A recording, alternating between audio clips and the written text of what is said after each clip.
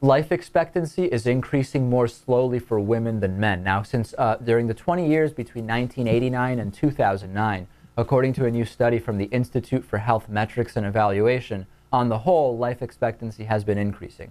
The interesting part is that it has been increasing more slowly for women than for men. Now, as we know, Lewis, women already have a higher life expectancy than men, and individually, both men and women's life expectancies have been increasing. However, it's been markedly slower for women than for men. Between '89 and '09, researchers found that men's life expectancy increased by an average of 4.6 years. Women's life expectancy only increased by an average of 2.7 years, about a 2-year difference. In '09, the county calculations showed that men's life expectancy ranges from 66 to 81, and women's life expectancy ranges from 73 to 86, okay? Now, for women, the divide between the counties with the highest and lowest life expectancies have grown significantly. In '89, the difference, if you live, and we have the county map up on our screens, the difference in life expectancy, if you lived in the place with the highest life expectancy and lowest, was 8.7 years, okay? That gap has increased to 11.7 years by 2009, meaning that the discrepancy based on where you live and all that that implies has stretched over time. What do you think of that? What's your reaction to that? I mean, I'm not surprised because we are seeing, again, more stratification as we see from the haves and the have-nots, and it's no surprise that we are starting to see a spread in real life expectancy based on where you live and your socioeconomic class. Yeah.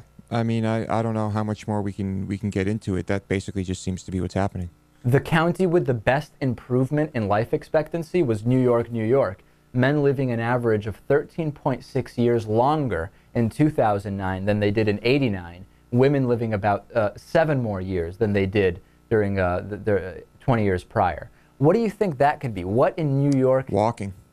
Well, but people were walking back in '89 also. Maybe it's when Rudy Giuliani got rid of the strippers. I don't think so. I think walking is, I mean, well, the population is bigger now. The traffic is worse. And I think there's more walking now. I mean, it's just not logical to take a car anywhere in New York City. You know what conservatives will really hate? What? Salt restrictions and all of the focus on salt in New York restaurants. Salt restrictions? The sodium content. Yeah, but that has nothing to do with this. It's a new thing. This is from '89 to 2009. It wasn't in effect then. Well, but we already were seeing the lobbying and putting nutritional facts at restaurants. We were already seeing a move in that direction. Right, so nutrition facts came in the late '80s, right? I don't know. I think it was more recent than that. Oh, all right. We'd have to double check. Many of the counties with the lowest life expectancies are in Mississippi, according to the research. Now, this is one of those correlation-causation things, right? I mean, Mississippi has lower life expectancy, less education on the whole, more obesity, and also has high poverty. Is poverty triggering all of these things?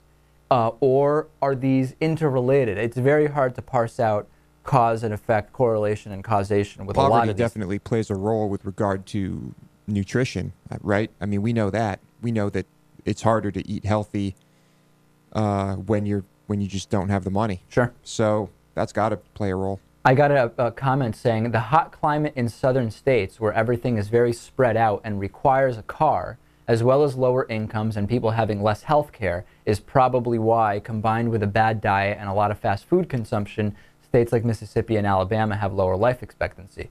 Fair enough, but what about Florida? Very similar situation, but also significantly higher life expectancy, particularly in the more affluent areas. It is very, very difficult to parse out cause and effect here. It is.